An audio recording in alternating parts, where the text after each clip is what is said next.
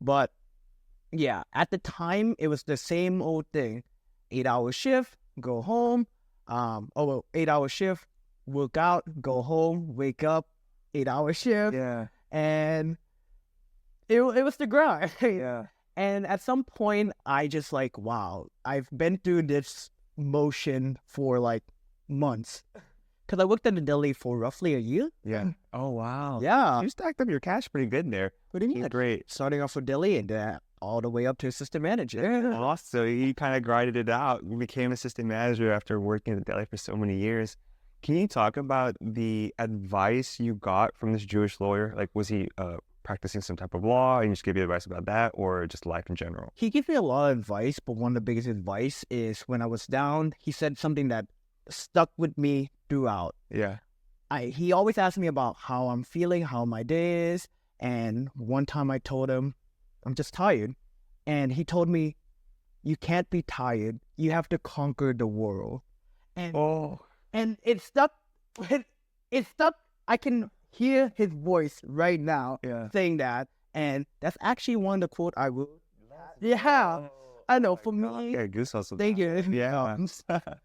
It's just, I don't know. From that perspective, it showed me I'm young.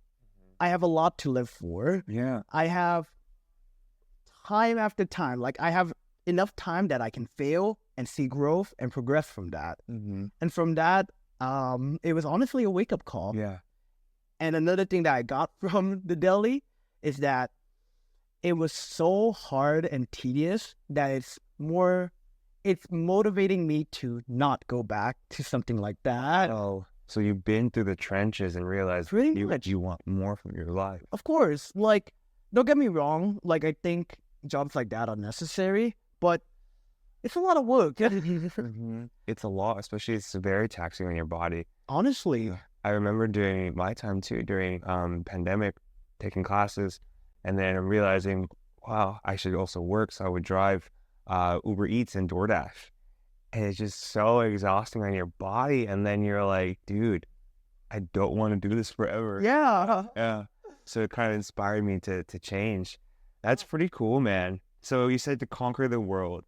At that time, did you understand you wanted to build a fitness brand or go into kind of coaching? What was your conquer the world moment? At that time, I was more of a runner. Okay. See, my transition in terms of fitness has been a roller coaster since I started off with combat sports. So Muay Thai, wrestling, Taekwondo. It was something that I was good at. So it was something that motivated me to continue. But after COVID, I gained a lot of weight. I decided to lose weight. Mm-hmm. And one of the best way, just from learning from all my coaches, from like all my sports, is running, cardio. Yeah. And even now, I am a true believer that cardio is the best way to lose weight, if not diet. Diet. To freeze fast. Yeah.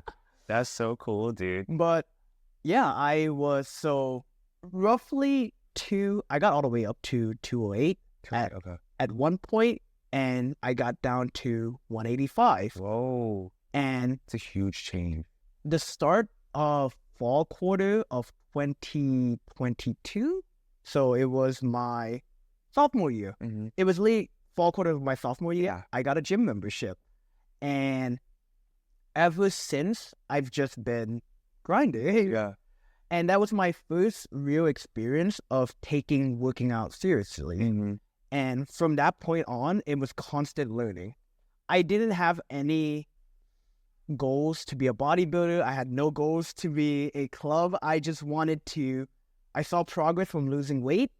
And from that, I'm like, wow, I have the consistency, the dedication, and basically the will to reach my goal and lose around 20 pounds. That's crazy.